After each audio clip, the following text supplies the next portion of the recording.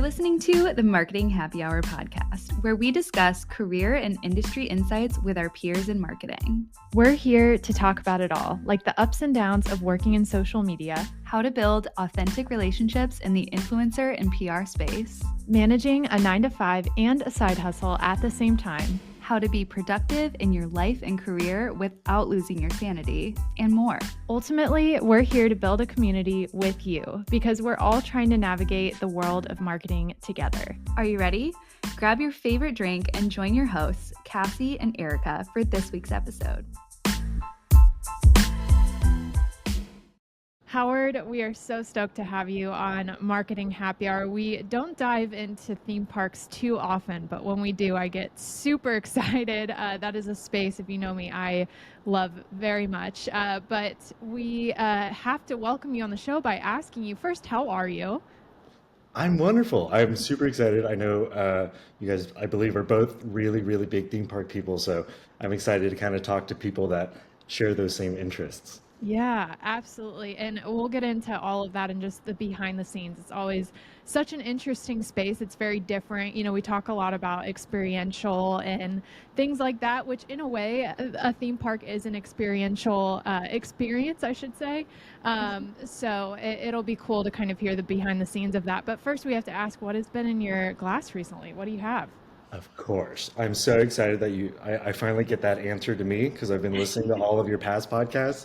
Um, I remember the podcast that you guys did with someone from Olipop. So I figured I would kind of channel that. So I've been drinking a lot of Olipop recently, and today we're doing the Olipop cream soda. Ooh, Which if I you actually haven't haven't tried, tried that. oh, So good. missing out. So good. It's Oh my Yeah, gosh. really good. It's so good. One of my favorites of theirs, for sure. that is That's awesome. awesome. What about you, Cass? What's in your glass? No surprise. I have a Celsius this morning. So finishing up my daily caffeine here. Um, and then I have a water as well. What about you, Erica? Always gotta be hydrated. Yes. I just picked up. I think this is a limited edition. Everyone knows who listens to the show that I love Brew Doctor kombucha, but they came out with a pink lemonade flavor, and Ooh, it's very good. delicious. So highly recommend that. Well, we want to dive into the conversation too. So, Howard, could you just walk us through your career journey thus far and how you kind of landed in your content creation role at Busch Gardens? Sure. So I went to college at the University of Florida in Gainesville, and I originally started off as a music education major going in, just because it was always a passion of mine to want to become a teacher, as well as combine that with music. But then throughout kind of my college career, I started to dive a lot more into photography and videography. So halfway in between, I decided to switch to advertising because I think at the time I started to watch a lot of Mad Men, and just the ad agency lifestyle seemed really interesting to me, and hopefully I could combine those two options. Um, so yeah, throughout those years, I started to take a lot more photo and video gigs, a lot more freelancing, a lot of internships related to that. And then by the time that I finally graduated, I decided I don't know if ad agency is personally right for me. It's something that I wanted to do. I really wanted to see if I could succeed with just doing photo and video. So I moved down here in Tampa, and then I decided to just see like if I can make it in a year, then I'll do this, and if not, maybe I'll go back to school. Maybe I'll do something else. So a lot of emails, a lot of cold calls, a lot of thankful connections that I made, and I got to freelance with a lot of amazing businesses here in the Tampa Bay area. But my first real content creation gig was with a company here called Stuff to Do in Tampa Bay. And they are essentially like a social content based event company who share all the best things that are happening in the Tampa Bay area. And that was phenomenal. I stayed with there for about 3 to 4 years, and I really got to experience not only Tampa in general, but I got to work with so many different businesses, and every business has its own different needs, like anywhere from an ice cream shop to a winery to events, like everything in between, which was really, really fun. Got to meet a lot of new people. Uh, but then I finally saw an application for Busch Gardens, and they wanted kind of a content creator role. And that to me seemed like the perfect fit, just because uh, I was I was raised in Leesburg, Florida, which is about like an hour away from Orlando, very small city. But I always grew up going to all the theme parks in the area. My parents always would take us. So I know you guys know, like there's something just amazing about a theme park, no matter where it is, what it is. Once you go through the opening gates, you almost feel like a kid. It's like you're on vacation. So that combined with I have a immense love for animals. Ever since I was young, my we never had cable, so my parents would buy these National Geographic CDs that all had different animals that were talked about. So I was this 10-year-old kid knowing everything that you could know about tigers and alligators and whatever in between. So that just grew throughout the years, and now, yeah, I that just seemed like the perfect fit for me. So something must have gone wrong with their hiring department because they hired me, and now we're 2 years in, and I couldn't imagine myself anywhere else. Oh my gosh, that is amazing. And it's so fun to see like some of those things come back from your childhood and you're like, oh my gosh, all along it was leading me here. And it's so fun to like hear that from you and then also hear that from like other guests. I feel like that's such a common experience and it's so fun to like look back on your journey and see how that all unfolded. So thank you for sharing that. But we want to ask too, being that Busch Gardens is kind of that in-person experience like you referred to, you walk in and you're instantly transported and you might not be engaging with the social media while you're in the parks. How do you kind of use that social media content that you're creating to engage with your guests between visits? And like, what does that strategy for engagement look like? I mean, we talked to someone on the, I think, another theme parks team, and they were talking about how they kind of like try to transport that experience from the parks and like translate it into the social content. So I would love to hear how you're doing that as well. Yeah, I mean that's a great point. Bringing the park, if you're not here, bringing the park into your living room on your phone. That's a wonderful point. I almost feel like we kind of want to create a sense of FOMO, of basically like if you have never been to Busch Gardens, we want to make it feel like you need to go to Busch Gardens tomorrow. Or if you've been 900 times in the past month, we want to give you the feeling of coming back. And through we have an amazing social and content team, and our strategy is basically sharing everything that we have at Busch Gardens, which is a lot. So if you love animals, if you love theme parks, if you love rides, if you love entertainment, if you love food, there's literally something for everyone happening at Busch Gardens. So our job is to kind of show off everything that we have. So either if you don't know, now you know. And furthermore, if you've been here a lot, like our amazing past members, it's more about educating them a little bit more about the park that they have come so much to and they love, hopefully. So that elephant that they've passed 100 different times, hopefully we can put out content that shares a little bit more about our amazing elephant herd and the team that takes care of them. So now the next time they come, they know that elephant's name is Carnauty, and Carnauty can drink like 40 to 50 gallons of water a day, which is crazy to think about. But just content that can educate and inform, I think that kind of sticks true to new guests, but also our reoccurring ones. Yeah, well, speaking of that too, how do you kind of balance that that kind of content you're developing for new visitors versus returning fans? You mentioned kind of going a little bit deeper on the story and the details of the elephants, but what else are you kind of keeping in mind, and how do you balance both of those, just depending on who you're speaking to? Sure. I mean, it's all just about showcasing the park, and we post so often that we want to still share the information because the information is relevant, and we think it's very important to show our audience. But it's also about changing the tactics of how we share it. So that same more informative video that is more about facts about, let's say, our elephants or our tigers might go on Facebook for that audience. But then on TikTok, we have something completely different, much shorter, a little bit more aimed to our younger audience. So our younger audience is hopefully taking in, my hope is that if they can take one fun fact that they know, and I see a comment that says like, "Oh, I never knew that about our orangutans," then that's all that I want. So just kind of informing. Yeah, I think just a lot of showcasing the park. Um, we do a lot of amazing content with our roller coasters, obviously our animals and our events. So hopefully that speaks to people that have never experienced it. A lot of people come to our park strictly for the rides, and they never know that we have animals. So that is really fun to just share every once in a while. Like, hey, we are a nationally accredited zoo. We have such a wide variety of amazing animals. Um, so you really come in, you experience a whole package of a theme park, which is hopefully something that we can put out through our content. Yeah, absolutely. Well, with all of these things going on all the time, I mean, you all just opened a new attraction at the park.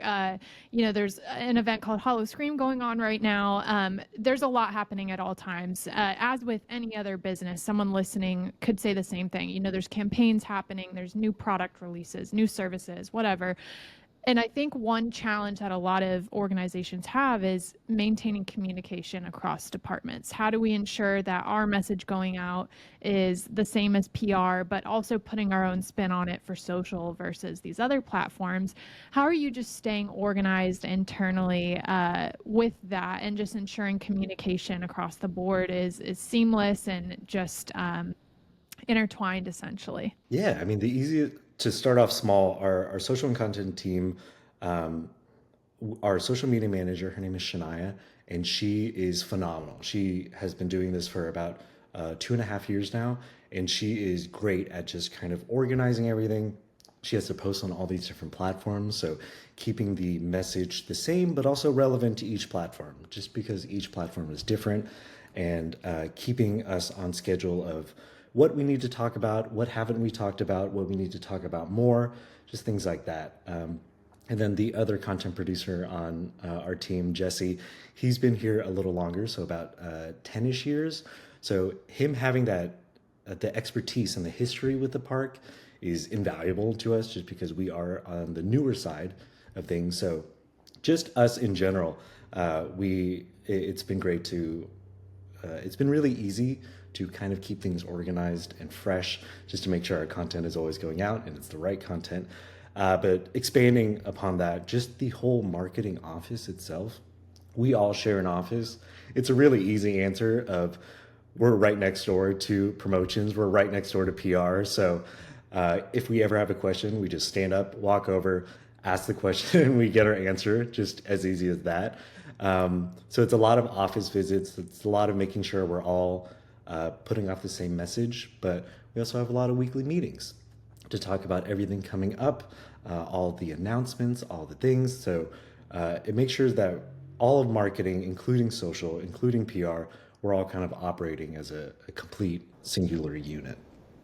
Yeah, absolutely. That makes a case for in-person work, even if it's not all the time. Just like having that face-to-face, that kind of like high-touch interaction is really good. And that's kind of hard to do in a remote environment. And I know a lot of our listeners work remotely, but a tip there would just be to like hop on a call if there's something going on and like brainstorm, or just like being really open on, I don't know if people's organizations use like Slack or like Microsoft Teams, and just like being open to having conversations about what's going on is always going to be helpful when it comes to organization, and just like making sure that everybody's on the same page with everything that's going out from your organization. And so I love that you touched on that. One thing too I wanted to ask, and it's not in the questions that we prepped you with, so sorry, Okay. but I just want to hear a little insight on some of your like favorite pieces of content that you've been able to create at the parks. Sure. So there is a series on TikTok actually that we did, basically answering our audience's questions, and they're so fun. A lot of people just ask random questions. Like, we have this amazing ice show that we have at the park that's been going on for years and years. Amazing performers, amazing stage crew. And a lot of people wonder, like, one of the most simple questions is that ice real? That's one of the questions that we get the most. And we took one of our amazing ice skaters, her name is Juliana, and we just simply proved like, yes, it is real. We have the whole system. It is real real ice, and uh, just things like that. And we covered everything from Easter eggs throughout the park, our oldest animals, what an elephant's diet is, and we kind of transformed that also over back to Instagram of just kind of sharing things about the park that maybe people didn't know. And hopefully, now that they kind of see a behind the scenes look of it, that they can develop more of an appreciation for the park. Oh, that's so good. And I love how you mentioned too about just you got that question all the time about the ice. And that's such a powerful lesson to us as marketers of keeping note of these common questions that we receive, whether it's the customer service teams are receiving them and creating some sort of alignment or communication between those teams so that social can create content around that stuff and just educate the audience. But that's such a good way too, just for content idea generation. I think a lot of times us as content creators, sometimes we hit a wall or we run out of ideas to create. So just going back to simply what are the common questions that people are asking and just starting there. I want to ask you a little bit about just the conservation efforts at Busch Gardens Tampa Bay. You know, you all do quite a bit of work around that just as a whole. How do you feel just personally that kind of motivates you as a professional, you know, having this cause that you are helping to support and to create content on? Just curious from a personal level how that's affected you. It's amazing. Like I said at the beginning, like watching these nature documentaries about these animals, and now I get to play a small part in educating, hopefully, the people that were my age when I was watching these, and educating our audience about them. I honestly I can't speak to it as much because I just like to showcase them, but the real uh, people behind it are our zoo team and our keepers. And if you ever get the chance to come to the park and do a tour with any of our animals, uh, you'll realize that once you hear our zoo team and our zookeepers talk about these animals, you understand the passion. It's like they live and breathe for these animals. They love them. I've seen so many people that have their animals as their backgrounds on their phone just because they see them every single day, day in, day out, and they're taking such amazing care of them. So it's kind of like anytime I get an idea to go and film a video with them, it's like 90% for the audience, 10% for me, just because hearing their passion, hearing their excitement when they get to talk about the animals that they care for, it's so infectious. And as content creators, if the subject is excited, that makes you so much more excited. And that's what makes animal videos so fun and interesting to do, is that you're sharing their love and their passion, and it's great. It's one of my favorite categories of videos that I've ever done. That's so awesome. You're making me want to work there. I'm like, I wish every day that I was like surrounded by people who were so passionate about animals and just like working with animals. It's so great. Mhm. Another thing that Cassie touched on a little bit earlier are events like Howl-O-Scream. We are releasing this during the spooky season of the year, so would love to hear a little behind the scenes look at what that preparation process looks like for such an event from, you know, a content perspective. How far in advance are you planning content out, and then how does that play out throughout the time frame of the event? I mean, Howl-O-Scream just started last weekend, and we're already talking about stuff for next year. I don't think it ever really stops. It just kind of keeps going and going, and I feel like Halloween has grown bigger and bigger and bigger every single year. So, in the easiest term, it never really stops. We're talking about things that, following the start of Howl-O-Scream, what we wanted to do really, really well that we did, that we can kind of replicate for next year, and then maybe things that we didn't do as well that we can kind of improve on for next year. The real kind of true planning starts anywhere from like 6 months or more out, and that's where we start to really, really dive into more of the content. we work incredibly closely with our entertainment team, and they are such a phenomenal team. They do such amazing work putting together events, not only Howl-O-Scream, but everything in between.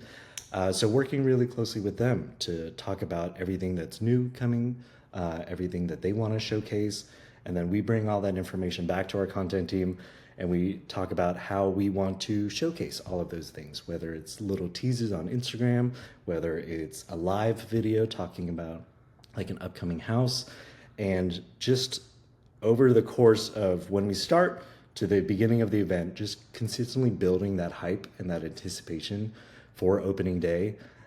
It's so fun. I love this time. It's just, there's so much content to go out with, and it's a lot of fun. Yeah, and then you also have a chance to kind of like connect with those fans in person who love that event and come back year to year, and you can kind of see like how the fruits of the social posts that you post are, generating that excitement year over year, and I love seeing that. Yeah. Question for you, how do you think influencers play a part in amplifying event promotions, and how do you kind of engage those content creators, influencers to capture the best content that aligns with the park's vision for the event? Sure.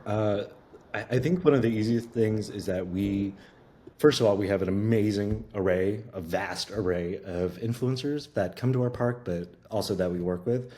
And social content, but also our PR department, we have such a great relationship with our influencers that we're kind of able to see who is best suited for which event and invite them out for those kind of specific events. So not every event is for everyone. Obviously, Howl-O-Scream is geared more towards a mature audience.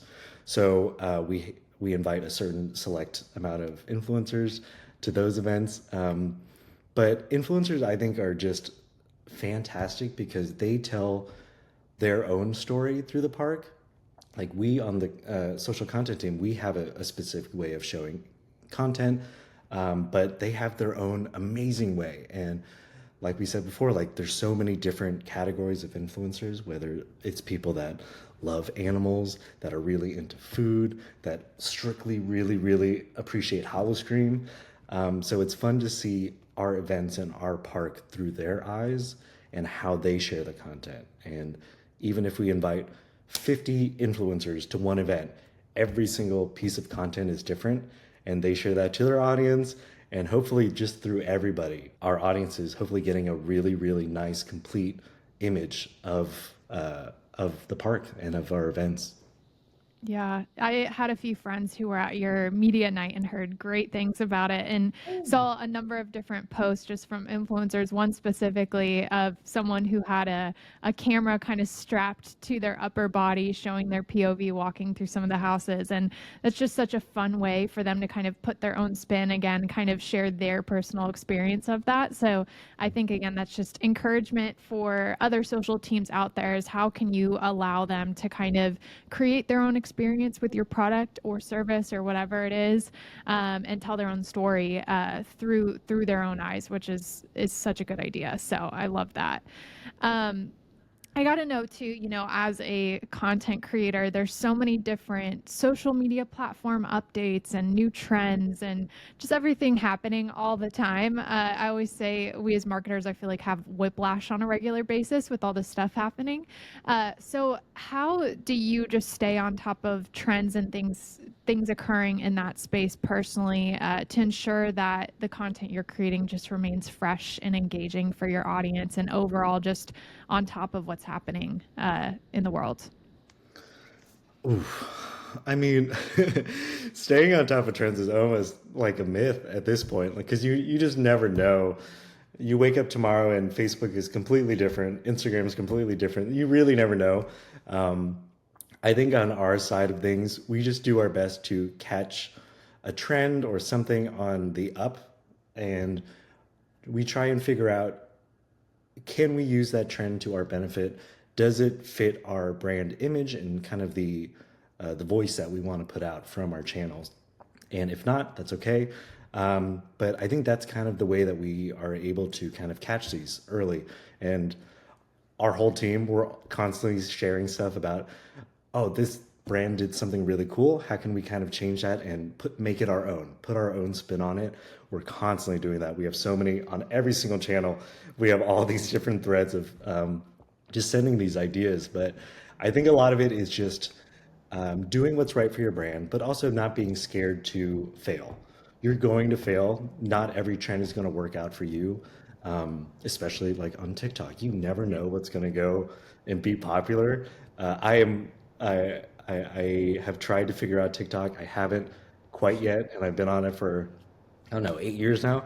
It's crazy. But I think our team does a really great job, and our leadership over us does a really good job of letting us kind of try and just try trends and do our best. And if it fails, that's okay. No big deal. We know for future, and we kind of work on that for future. And then sometimes it really hits, and then that's great. And yeah, just taking all that information. Hopefully that's how we can kind of stay as current as possible. Yeah, such great encouragement too of not being afraid to fail. I think that's something that we can all kind of take into our individual roles and run with, because that's something we hear a lot on the show is like being a consumer first, and knowing the trends just because you're always on the platform and like communicating with your team like, hey, this is so fun, like should we do this? That is like a really good way to stay on top of trends and things like that. But obviously, like you said, it's not always going to work for your brand. So not being afraid to just take risks and do some fun little things when the time is right and it matches your brand is always a good strategy there. Well, Howard, this is awesome. I love chatting with you, and we have to ask you the question that we ask all of our guests. We end the episode with, it's one of our favorites, and that is just, what do you know now that you wish you knew a little earlier in your career? I think one of the biggest lessons now in this current stage of my career, I wish I would have. I found photo and video to be a true passion of mine, and that started really early. But at that time, I was kind of doing it for fun, just for like family gatherings and friends. I was just kind of joking around with it. I wasn't really taking it seriously. But I think what I've come to realize throughout just meeting so many people is that it's really never too late to start something that you're passionate about. I wish I would have started a little earlier. Who knows where I would be, but I'm glad everything worked out. But I think just don't be scared to do what really, really excites you. Even if it's not your current job, you can do things like, if you want to be a graphic designer, if you want to be an influencer, if you want to be a photographer, a videographer, if you want to be a theme park influencer, like you can do all these things, make the time. And if you really love it and you're really passionate about it, I think it'll show. One of the biggest lessons is our social media manager, Shania. She loves reading books, loves books, and she just started her restarted her TikTok channel, and it's all about book talk. And she does such an amazing job, and you can, when you talk to her about it, you can kind of feel the passion that she's kind of realizing, and she's been doing so well. Small Talk with Shania, if you ever want to follow her. But it's people like that, it's things like that of it's not too late, it's never too late. Start something that you're passionate about and really go with it. Oh, such good advice, and directly ties into an event we had recently in New York, literally just talking about that. I feel like we get that question all the time of, how do I break into the marketing space, or how do I, balance kind of a passion with my 9 to 5? And it's just, you can make it work, and just getting started and doing it on the side, like you mentioned. I think just going for it and not being afraid to kind of fail, tying back into one of the points you made about content, not being afraid to try it. If it doesn't work out, you can always pivot from there. But such great advice, Howard. Thank you so much. As we close out too, we have to know just how can we stay in touch with you personally, but also Busch Gardens? How do we learn more? How do we follow you all on social media? Of course. I am mostly on Instagram at Howard Blank Lynn, like the word blank. I thought it was clever. I don't have a middle name, so that was like a middle school thing.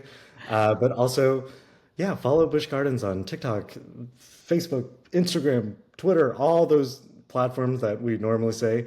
just because I'm really proud of our team and the content that we're putting out, and hopefully you guys enjoy it as well. Absolutely. Well, thank you so much for coming on here, sharing the theme park love, not only, but also just sharing your story, your insights and expertise. And we can't wait to just stay in touch with you and see what you continue to work on at the brand and beyond. So thank you so much.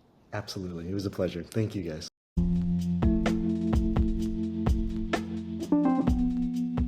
Thank you so much for listening to this episode of the Marketing Happy Hour podcast. If you enjoyed this episode, please remember to subscribe, rate, and leave a review on your favorite podcast platform. If you want more of Marketing Happy Hour but don't know where to start, we invite you to download our free Marketing Happy Hour starter kit at marketinghappyhr.com/starter-kit. This interactive magazine-style PDF walks through who we are, includes helpful resources like a marketing term glossary and the printable daily planner sheet that we actually use ourselves, and contains clickable links to our episode recommendations by subject area. Not to mention all the fun extras like a quiz, the link to our Marketing Happy Hour Insiders Facebook group, a word search, a playlist, a goal-setting guide, content inspo by month, and more. It's our hope that you'll dive into this resource and walk away more confident in your career journey with a group of industry pals that you can lean on for advice and support. Snag your free starter kit today at marketinghappyhr.com/starter-kit for all of the info you need to become a Marketing Happy Hour insider.